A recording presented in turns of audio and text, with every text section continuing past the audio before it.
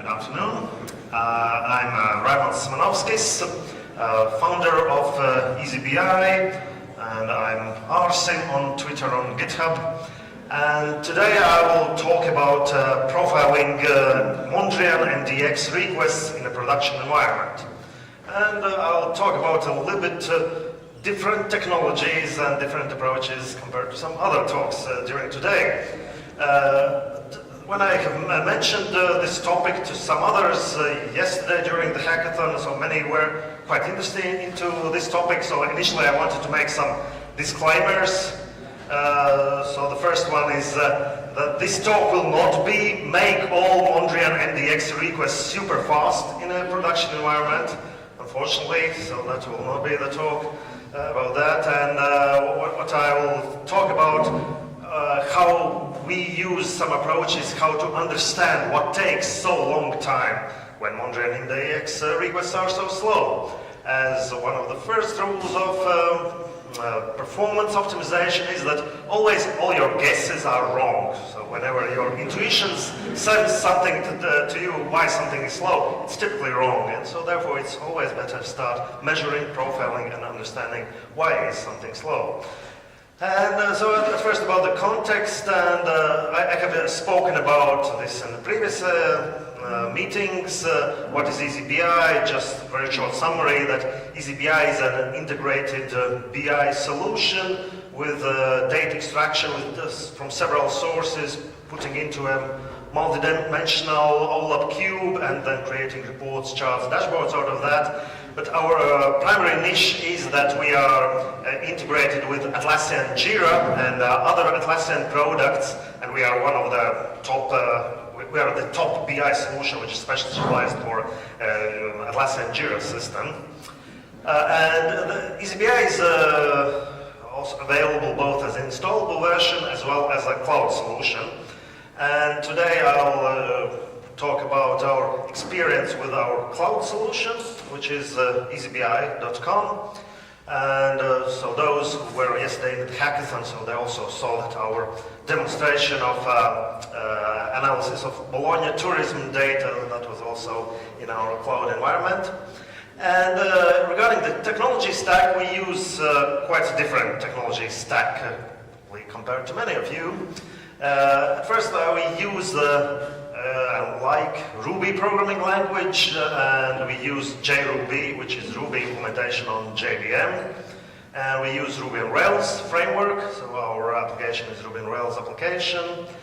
But then we embed Pentaho Mondrian engine for creating and using these OLAP cubes. And there is already quite many years ago, I created a JRuby library which wraps Mondrian engine and provides DSL for creating Mondrian schemas for building Mondrian requests. And the examples that I will be showing and what you can see, so this is a public open source project, these improvements are included now in this Mondrian-olap JRuby library. And also there's one public repository where we have created a lot of additional user-defined functions for Mondrian. So if you're interested into that, you can see it there. But this talk, so we are not using kettle, spoon, whatever. So unfortunately, nothing about that what you have heard in the previous talks. Just about Mondrian. So the first question probably is, so who is actually using Mondrian, writing MDX queries, and understanding how it works? Maybe a little bit.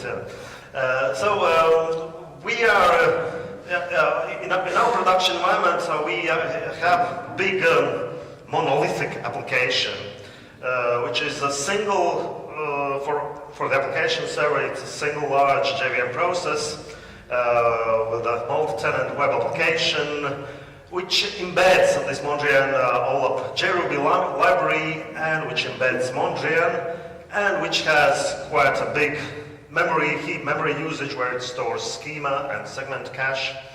And then we, in our production environment, we have a lot of different schemas, starting from a lot of different database schemas, which are in tens of thousands of schemas, which probably about 1,000 plus daily use schemas, and so correspondingly, so there are so many, some 1,000 active Mondrian schemas each day.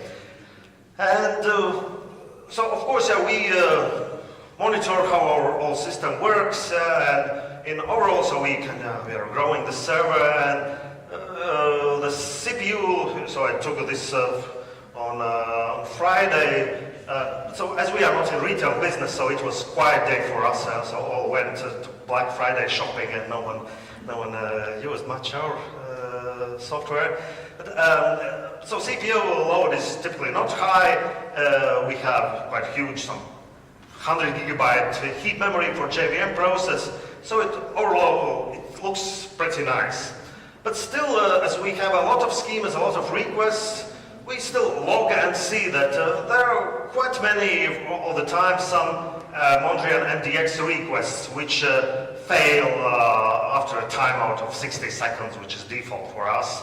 And then we log some MDX requests, what's happened there, but well, typically we don't have much time to investigate every individual request. As well as we are logging and monitoring, so which are top slow reports. But the problem is, so even if we are logging, which are these, so it's quite hard to understand why they are slow, and especially in the particular production environment. And still for us, even when working with Mondrian for many years and reading the Mondrian source code and investigating problems, quite often so Mondrian still does some black magic thing that you ask some MDX questions to Mondrian, and then it decides when and what kind of SQL query should be generated on the database, and when it should store these results in a schema and segment cache, and when it's doing that and when it's not doing that, and what kind of SQL statements are generated. It's not always so easy to predict for a little bit more complicated queries. And if something is wrong, and if you just log the MDX query in the production environment, so probably it's quite hard to understand what really took so many, what it was doing for a minute, just looking at this MDX statement. In a development environment, it's easier that Mondrian provides default log4j settings that you can turn on, debug logging, and typically you can, for example, say that we want to log all MDX and SQL logs at the debug level, and then in a development environment, so you'll get the detailed logging, so where you can see that, okay, this MDX statement was executed, and then you see sequentially that there appeared some SQL statements, and then finally this MDX finished, and so they are in sequence. But in the log, so you don't see any connections that this SQL statement was a result of this MDX query. In a development environment, so probably everything is sequential, you can understand that. But in a production environment, when you have thousands of active users, thousands of schemas, so probably if you turn this on, well, so you'll get huge log files where you can't understand anything. And therefore, so we started to investigate how we could debug in a production environment some more details about individual MDX queries. So we were looking through the Mondrian source code, and one thing that we discovered, there is a query timing class, which is meant for that. So there's query timing class, and it describes that you can enable profiling for individual MDX queries, and then you have to implement your profile handler, which will get the results from this profiling. And then, of course, there's also a note that this class is experimental and subject to change removal without notice. Should we use that? So just digging in the history, so it was added, committed in 2011 by Julian Hyde with a command that, well, let's commit that. I have some ideas how to improve that, but probably as Julian is not working anymore on Mondrian, so it's probably safe to use this class and it will not be removed without notice. And so we used this approach and added to the JRuby Mondrian-olap library that you can execute MDX queries and pass additional profiling through parameter. And as a result, the first thing that you can get is the profiling plan. So how Mondrian decided to execute this query, which is kind of similar to SQL explain for SQL queries. So typically we don't dig into more details, as it's quite hard to read these explain plans and to understand how it's really working. But the better thing is that for some things, so it also provides back lines of some additional logging information, so that you saw that during execution of this profiling, SQL statement segment load was invoked one time, and SQL tuple reader read tuples of this customer's dimension state province level was invoked one time, and you get also the timing. So at least using that one, so you get more information about executed SQL statements, about some of expensive execution functions like filter function and something like that. So some 8 years ago, so some profiling information was introduced, but not there. It's available, but not really used by default. So we started to use that. But still, it wasn't quite enough, as we also then log the total execution time of the query. But yeah, we want to understand in more details what were these SQL statements which were executed. And so therefore we thought that, well, can we do something like that, that we still can get these detailed SQL logs by enabling them in log4j. So could we, in runtime, log them into a string buffer in memory? And this is some JRuby code, but the idea is that we just dynamically create a string buffer, and then we enable in log4j, so do the logging into this string buffer.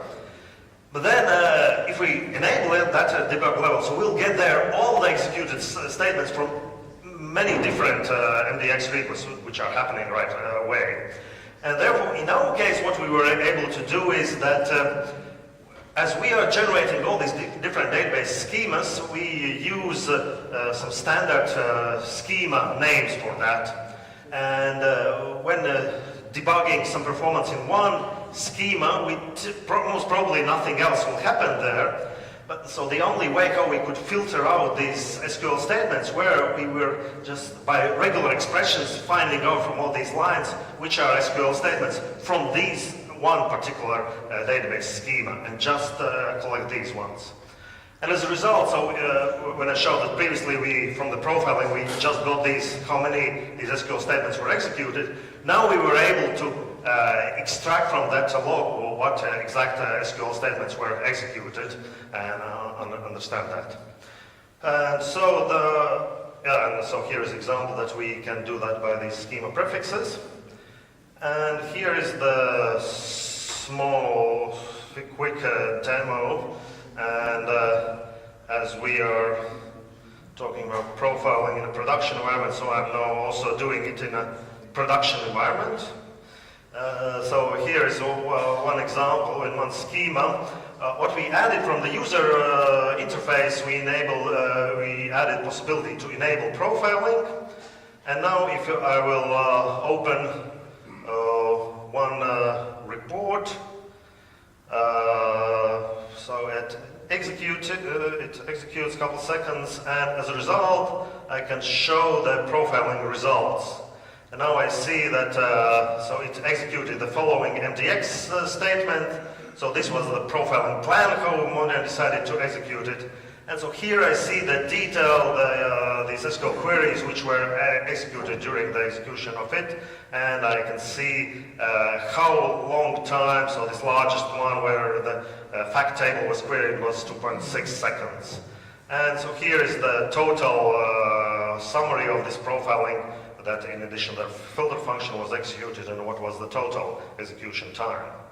And now, for example, if I just refresh the results, and if I view it again, so I see the same, except that I see that no SQL queries were executed, because now it's the result, all the members and measures are stored in cache, and its query is cached. Now it doesn't execute any SQL queries.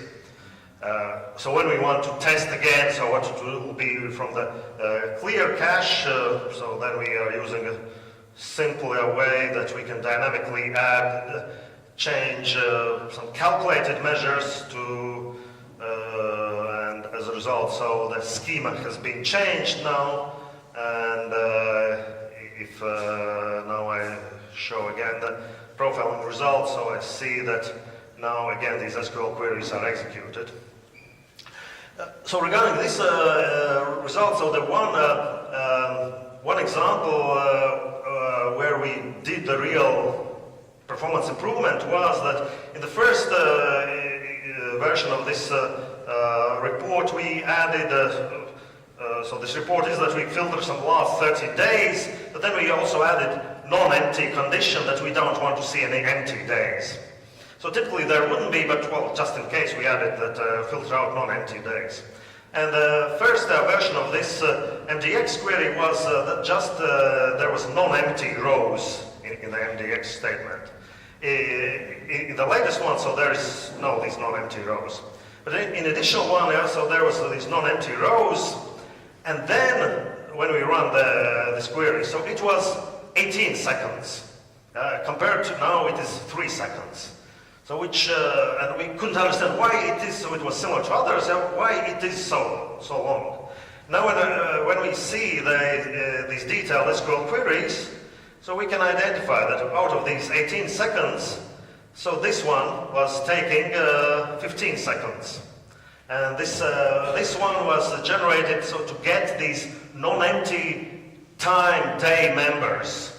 And why it was so long, because underneath, so it's a virtual cube with several cubes under that with several fact tables, and it tried to filter out in which days there are any data doing the full selects and joins with these fact tables. And as in our case, so we, instead of trying to optimize this one SQL statement, we understood, so we don't need this non-empty condition, and we remove that and improve the performance for that report from 18 seconds to less than 3 seconds.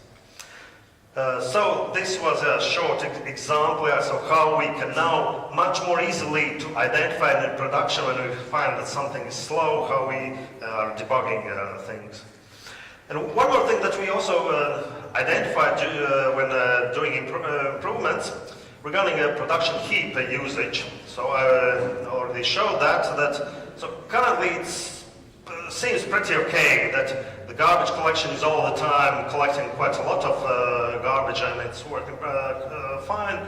Previously we had a problem that we had quite high heap usage in JVM, and the garbage collection collected just a very small amount of it, and from time to time we had a long garbage collection periods.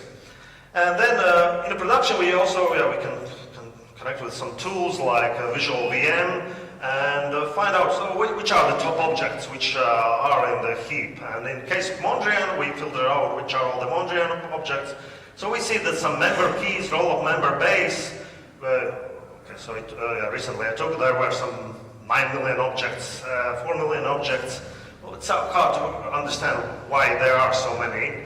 And then when you go further down, so you can, and when you look at in the source code, so you see that all of them start with a Mondrian connection and Mondrian schema. That there is one of this connection object and schema objects.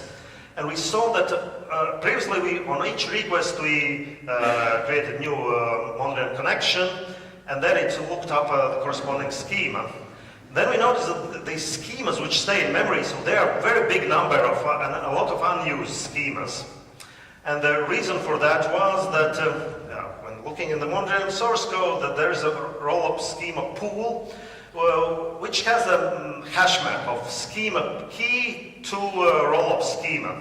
And these schema keys are based on the database connection plus digest of the schema content.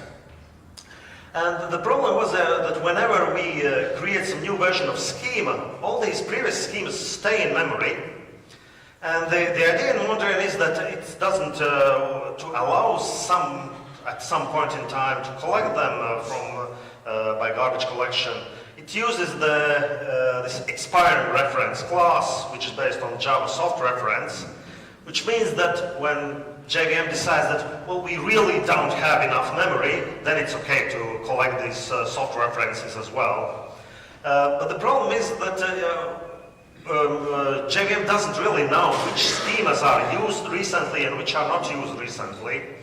And therefore we implemented our solution that we created our own Mondrian connection pool, so that we are reusing these connections per each request, as well as we're storing our own last used timestamp. And and we periodically flushed unused schemas from this schema pool.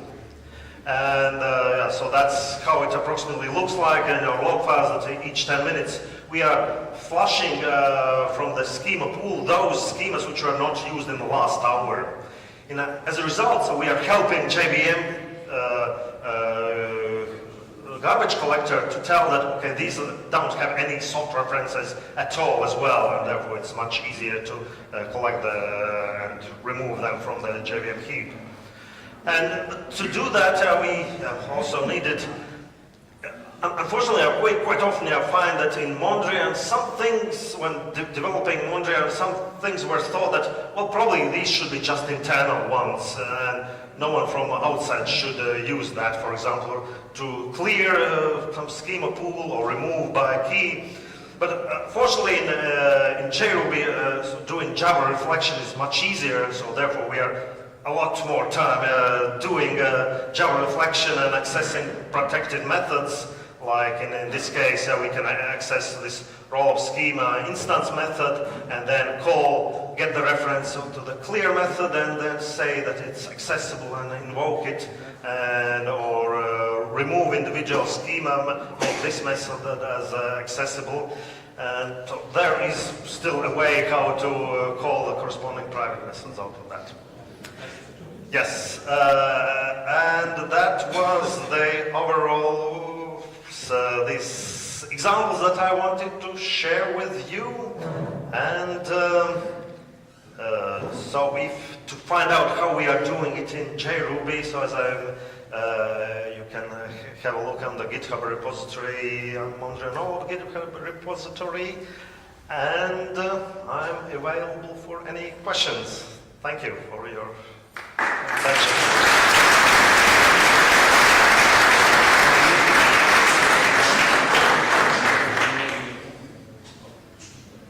Any questions? Okay. Short question is, I right understand that about the flashing of the connection schema is something that you do outside of Mondrian.